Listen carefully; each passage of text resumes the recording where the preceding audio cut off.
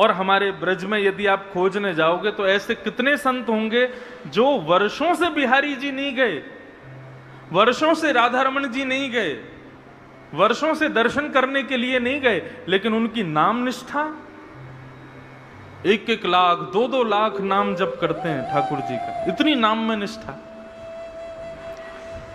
और उसमें विशेष रूप से तो चैतन्य गौड़िया वैष्णव संप्रदाय के जो भक्त होते हैं उनकी तो नाम में विशेष निष्ठा होती है। हरे कृष्ण कृष्ण कृष्ण हरे हरे, हरे राम राम राम हरे हरे। बंधुओं, नाम जपने वाले बड़े भाग्यशाली होते हैं। जब वो कृष्ण बोलते हैं ना तो उनकी जीभ यशोदा का रूप धारण कर लेती है, और जब वो राम बोलते हैं तो उनकी जिह्वा कौशल्या का रूप धारण कर लेती है। ये जीभ ही ठाकुर जी को जन्म देती है। तो गौड़िया वैष्णव संप्रदाय के एक महात्मा रहते थे गोवर्धन में, नाम जप करते थे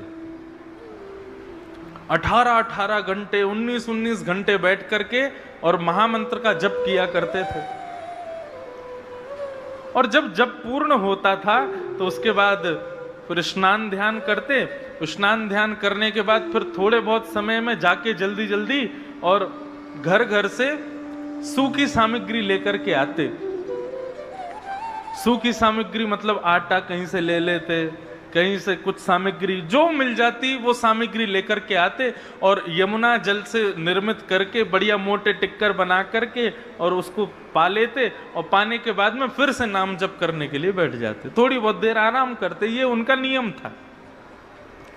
ना तो मंदिर जाते थे, ना किसी सेवा में नियुक्त रहते थे, ना ज्यादा कोई झंझट, कुछ नहीं। केवल नाम जपना, एक टिक्कर पाना, यमुना जल में स्नान करना और 1-8 घंटा आराम करना, बस यही उनका नियम था। लेकिन हमारे ठाकुर जी तो लीला पुरुषोत्तम है, बिना लीला किए इनको आनंद नहीं आता। एक बात मैं आपको बहुत स्पष्ट कहूं, ठाकुर जी को जो बहुत प्रिय होता है,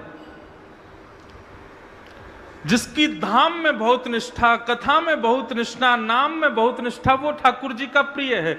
और ऐसे प्रियों के साथ में ठाकुर जी लीला बहुत करते हैं। कैसी लीला करेंगे? किसी की कथा सुनने में बड़ी इच्छा है तो कैसे भी करके कथा उसकी छुड़वाएंगे। किसी की वृंदावन जाने में बड़ी निष्ठा है तो ऐसी रुकावटें देते रहेंगे कि वो वृंदावन जाने में और तड़फे, वृंदावन जा ही ना पावे। किसी की नाम जपने में बड़ी निष्ठा है तो नाम जपते जपते बीच में कोई ना कोई विघ्न डालेंगे। ये विघ्न आते नहीं है, ये ठाकुर जी खेलते हैं तुम्हारे साथ में, ये ठाकुर जी लीला करते हैं। और बेचारे बाबा प्रेम से भजन करते थे। एक दिन एक मैया के यहाँ पर मधुकरी लेने के लिए गए, मैया ने आटे की सूखी सामग्री उनको दे दी। बाबा आए, आकर के यमुना जल से बढ़िया टिक्कर बनाया, मोटी मोटी रोटी बना करके पका करके स्वयं पा गए। अब उस मैया के यहां पर छोटे से ठाकुर जी की सेवा विराजी हुई थी। रात्रि में वो मैया जैसी सोई, ठाकुर जी उसके स्वप्न में प्रकट हो गए, और स्वप्न प्रकट होकर के बोले मैया, बोले हाँ ठाकुर जी बोलो। बोले ये जो बाबा तुम्हारे यहाँ आवे ना रोज सूखी सामग्री लेवे के काजे, बोले हाँ मोकू वो बाबा बड़े पसंद हैं। मैया बोली तो कहाँ करूं? बोले कल वो बाबा आवे ना तो तुम मोकू उनके हाथ में दे दियो, मैं उन्हीं के यहाँ जाऊंगा और अपनी सेवा करवाऊंगा। मोकू उन बाबा के संग रहना है, अपनी सेवा करवानी है। मैया खूब रोने लगी, बोले मेरे सेवा में कोई कमी? मैंने कछु अपराध कर दियो ठाकुर जी, आप मुंह को छोड़ के जा रहे हो? बोले ना है मैया, तेने कोई अपराध ना कियो, लेकिन मोको वो बाबा बहुत प्रिय है, मेरो बहुत नाम जपे, मैं कछु दिना लीला करवे के काजे बाकी कुटिया में जानो चाहूं। कल वो बाबा आवे तो आप मोको उनको दे दियो। मैया बोली जैसी आपकी इच्छा ठाकुर जी। दूसरे दिन बाबा जैसे ही आए, बहुत ध्यान से सुनना, दूसरे दिन बाबा जैसे ही आए, बाबा आए आकर के बोले माते लाओ सूखी सामग्री दो, आटा दे दो थोड़ा सा। मैया आई आकर के बोली, बाबा ऐसे ऐसे कल रात में मेरे ठाकुर जी सपने में आए और आकर के बोले मैया मुकु बाबा के संग जानो है, तो तुम मेरे ठाकुर जी को ले जाओ, इनकी सेवा शुरू कर दो। बाबा बोले मैया हमसे सेवा करनो ना आवे, हमसे श्रृंगार वगैरह ये सब हमारे बस की बात ना है, हम तो नाम जप सके, नाम जपवे में हमारी बड़ी निष्ठा है, लेकिन हमसे सेवा नहीं होगी। बाबा चले गए। ठाकुर जी फिर से सपने में आए, सपने में बोले मैया तेने मुकु बाबा को दियो नहीं। आप लोग ब्रजभाषा समझ रहे हैं ना, समझ में आ रही है ब्रजभाषा? मैया बोली लाला मैं तो दे दूंगी, लेकिन बाबा मना कर रहे हो कि मुझसे सेवा नहीं होगी, कैसे दूं? ठाकुर जी बोले अरे मुकु जबरदस्ती दे दो, बाबा की गोद में ले जाके पटक दियो, बाबा लेके जाएगा, वही के यहां सेवा करवाऊंगा अपनी। अब देखो ठाकुर जी की लीला, यहां मैया के यहां बढ़िया ठाठ से सेवा चल रही है, 8 समय भोग लग रहा है, सुबह शाम आरती हो रही है, बढ़िया सुंदर पोशाक धराई जा रही है, लेकिन ठाकुर जी की रुचि नहीं है। ठाकुर जी को वहीं कुटिया में जाना है जहाँ कोई व्यवस्था नहीं है, जहाँ पर भोग लग नहीं सकता, जहाँ पे कुछ शयन की व्यवस्था नहीं, राग की व्यवस्था नहीं, भोग आरती की व्यवस्था नहीं, उनको वहां जाना है। अभी ठाकुर जी हैं पता नहीं कहाँ रीझ जाते हैं। दूसरे दिन बाबा आए तो मैया अपने ठाकुर जी को लेकर के आई और बाबा की गोद में रख दिया। बोले मेरे लाल जी को आपके संग जानो है, अब मना मत करियो, आप इनको स्वीकार करो। मैया कितनी बार भोग लगता है इनका? बोले 8 बार भोग लगता है। और क्या क्या होता है? बोले 8 बार भोग लगता है, 6 बार आरती होती है, और सब पूरी नियमावली बता दी। बाबा बोले मैं भजन कब करूंगा, पूरे दिन इनकी सेवा करूंगा तो मैं नाम कब जपूंगा अपना? मैया बोली अब कैसे भी करियो, तुम्हारी झंझट है, अब यहां लेके जाओ अपने संग।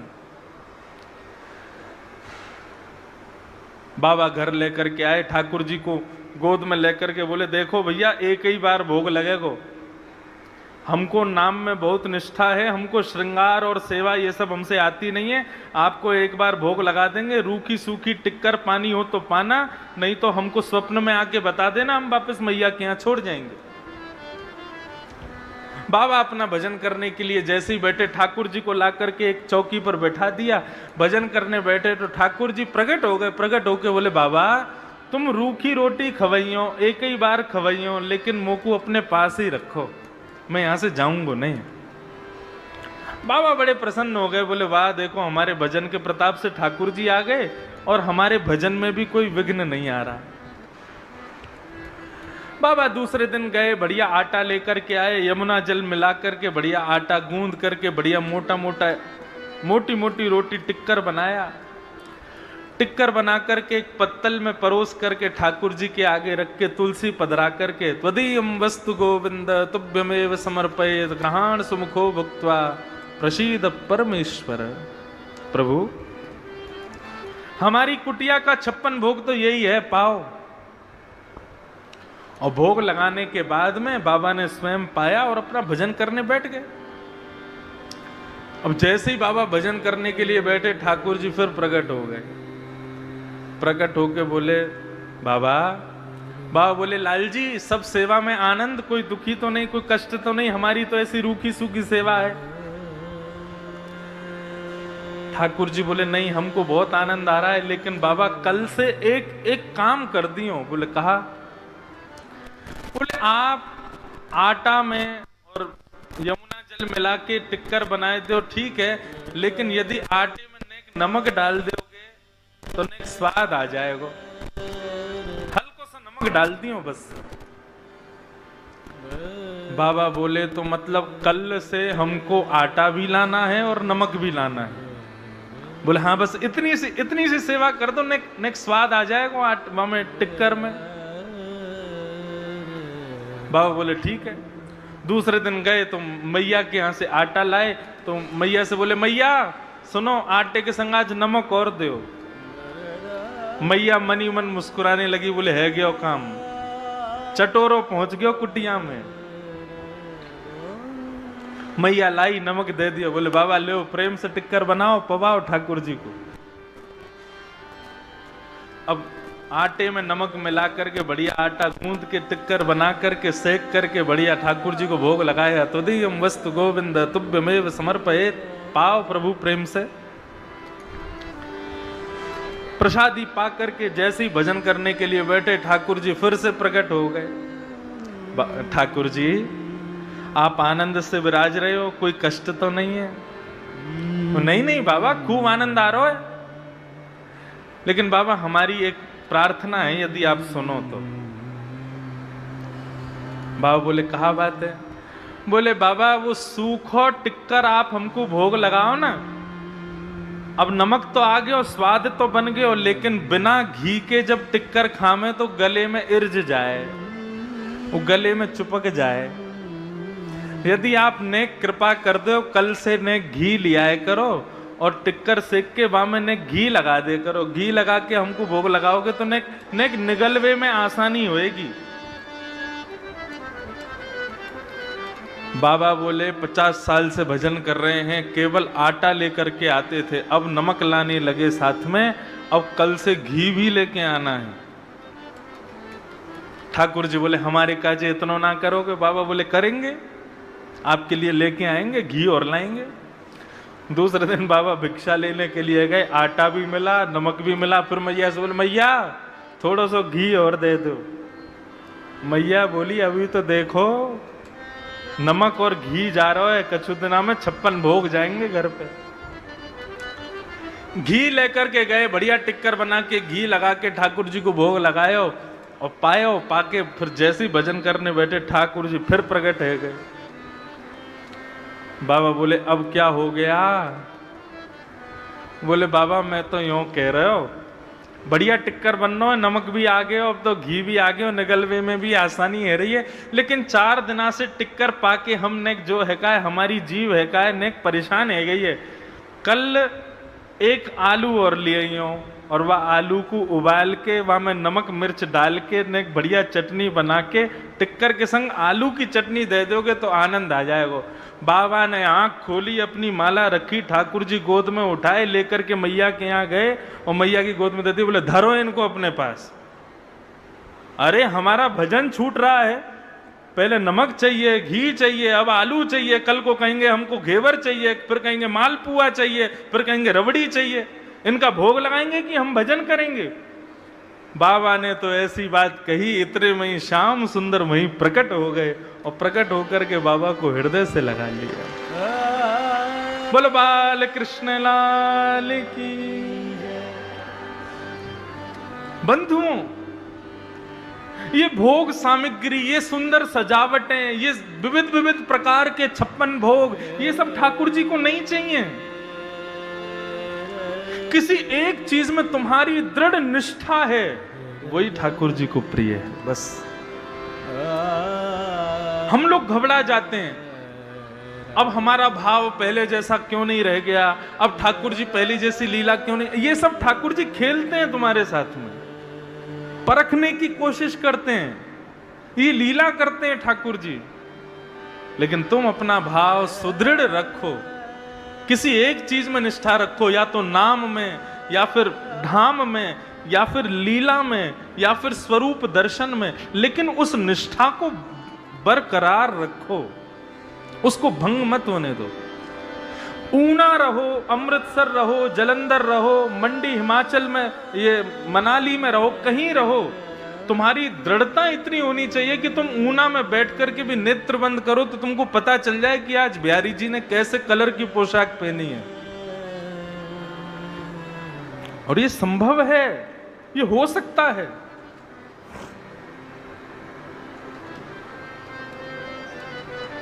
इसलिए श्रीमद् भागवत के प्रारंभ में परम सत्य को वंदन किया गया। ये परम सत्य क्या है? भगवान का नाम ही परम सत्य है। हरे कृष्ण कृष्ण कृष्ण हरे हरे, हरे राम राम राम राम हरे यही परम सत्य है। एक दिन इसी महामंत्र का सहारा यदि अनवरत बना रहे तो इसी मंत्र के सहारे से यहीं कहीं ऊना की गलियों में घूमते हुए, यहीं कहीं ऊना के खेतों में विचरण करते हुए, गैया चराते हुए श्याम सुंदर के दर्शन है जाएंगे। वृंदावन कोई एक स्थान का नाम नहीं है बंधुओं, वृंदावन एक वातावरण का नाम है। और वो वातावरण आप स्वयं प्रकट कर सकते हो अपने आसपास। वृंदावन जैसा व्यवस्थित हो जाए, बस देखना 19 तारीख को यहां वृंदावन प्रकट हो जाएगा। लगेगा ही नहीं हम ऊना में बैठे, हम कहीं बाहर हैं, ऐसे लगेगा हम वृंदावन में हैं। याद रखना, वृंदावन कोई स्थान नहीं है, वृंदावन एक वातावरण है, बस उसको प्रकट होने की देर है।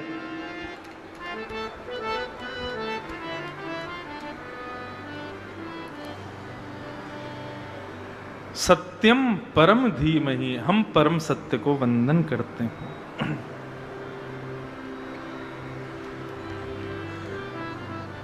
द्वितीय श्लोक में विषय, अधिकारी, संबंध, प्रयोजन, ये 4 चीजें बताई गई, बहुत ध्यान से सुनना।